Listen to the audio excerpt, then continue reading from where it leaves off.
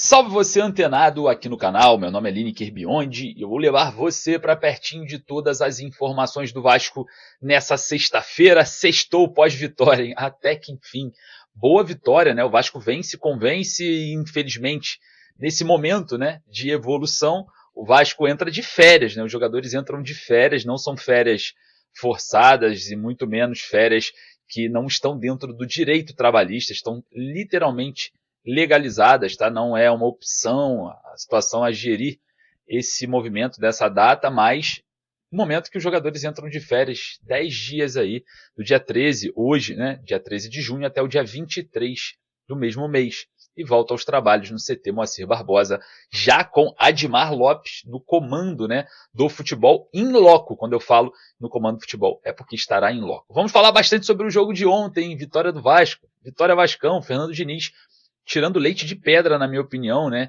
em pouco tempo, nesse período de data FIFA, e jogadores começam a desabrochar, jogadores importantes. Vamos falar sobre Felipe Coutinho, Pablo Verratti, vamos falar sobre o Ryan, a distribuição tática do treinador e muito mais. Informações sobre os próximos passos do Vasco, tabela de classificações e muito mais. Você aí do outro lado não perde por esperar, então eu peço para você, deixe o joinha. Tá feliz que o Vascão ganhou? Deixe o joinha para deixar aquela moral aqui para o nosso trabalho. Não esqueça que no primeiro comentário fixado eu deixo sempre o link da bezutsport.com.br. Corre lá, Bezut Esportes é onde você compra essa camisa do Vascão aqui, ó, essa retrô. E claro, você não perde por esperar para ter a sua, para tirar onda aí, né, onde você mora, com os seus amigos. Então corre lá, bezutsport.com.br, o link está no primeiro comentário fixado. Você clicando nesse link, na compra de duas, você leva a terceira, você leva 3. Comprou 2, leva 3, porque uma é presente aqui do canal, beleza? Sem mais delongas, solta a vinheta, bora pro vídeo. Feliz, né? Solta a vinheta.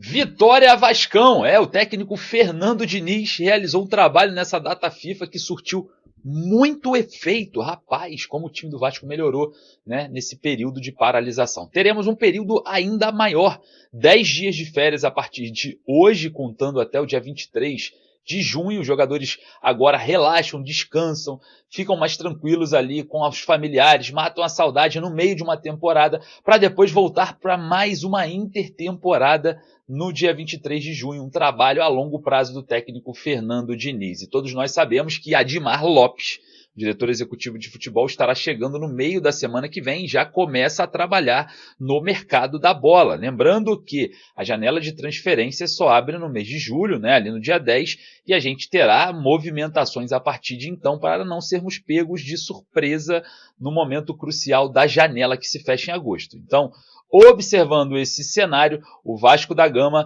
já saindo ali de bem próximo, estava bem próximo da zona do rebaixamento, já descola dali, né, vai para 13º colocado com 13 pontos, ultrapassa o próprio São Paulo, que foi o derrotado ontem da noite no Morumbi, noite de Ryan, noite de Coutinho, noite de Paulo Henrique. A gente vai falar bastante sobre esse jogo, mas antes, classificação do Campeonato Brasileiro, né? O Vasco está atrás do Ceará, que tem 15 pontos, atrás do Grêmio, que é o 11º, que tem 16, o Corinthians, que é o 10º, que também tem os mesmos 16, e estaciona ali na 13ª colocação com 13 pontos. É isso mesmo.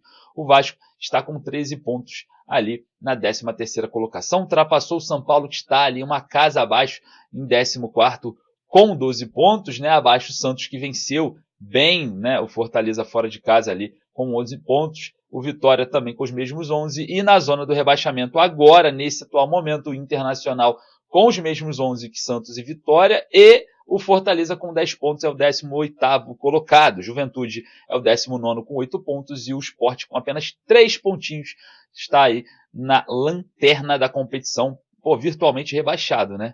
Tem muitas rodadas e poucos pontos conquistados. O Vitória não vai, o Sport não vai ter uma sequência gigante de vitórias do nada, né? Enfim, vamos lá.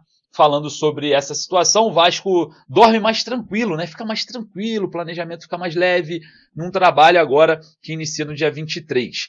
Vale lembrar que depois da volta, meu irmão, teremos movimentações muito grandes, principalmente envolvendo a Copa Sul-Americana, porque o mês de julho promete. O Vasco encara antes do Independente Del Valle, o Vasco vai encarar o Botafogo, né? O clássico que pode ser realizado ali no Mané Garrincha, terceirizado pelo presidente Pedrinho e pela diretoria do Vasco. Depois, no dia 15 de julho, já dentro da janela de transferências, o Vasco encara simplesmente o Independente Del Valle nos playoffs da Copa Sul-Americana em Quito. É isso mesmo, dia 15 de julho.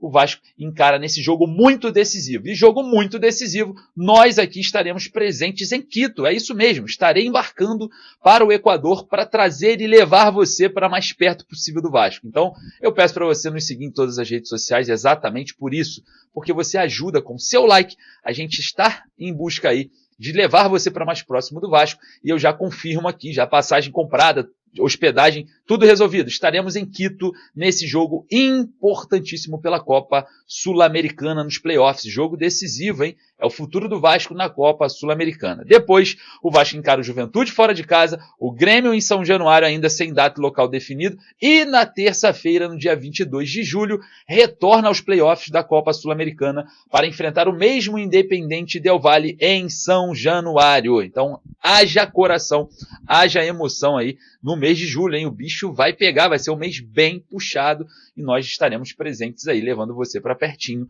do nosso Vascão. E aí, tá confiante? Teremos reforços, reformulação de elenco? Será que o Diniz vai contratar, vai fazer pedido de contratações mais pontuais ou reformulação? Enfim, o Vasco jogou bem ontem, mostrou que não é um time muito ruim, tem ali qualidades a serem extraídas e a gente analisa aqui todas elas que foram dispostas ontem. A primeira, o jovem Ryan. Que evolução o Ryan vem tendo com o Fernando Diniz, né?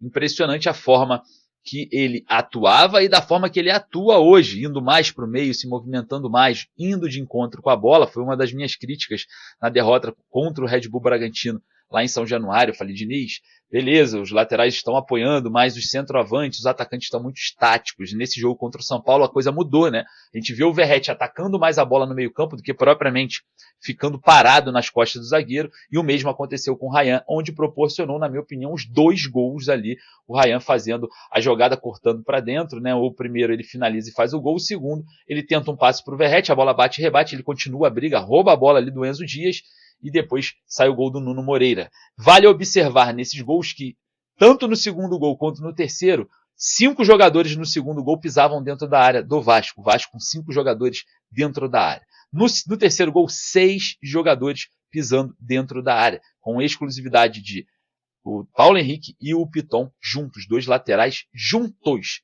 dentro da área. Sabe o que isso quer dizer? Aonde a bola está, o Vasco está indo em bloco. Isso faz uma aproximação do estilo do técnico Fernando Diniz, das suas equipes, né? Principalmente nesse jogo contra o São Paulo, funcionou demais. E o que falar também do Paulo Henrique, né? Mais uma bela partida do lateral direito hoje, né? Não tem nem como disputar a vaga com o Paulo Henrique hoje no Vasco. O Paulo Henrique é um jogador muito importante, com uma potência física interessante, e claro, a gente observa uma evolução também do jogador que ganha cada vez mais verticalidade nesse esquema do Fernando Diniz. Pablo Verratti marcou com os pés, né? Até brincou na saída ali da zona mista, né? Agora vamos falar que sou ruim de cabeça.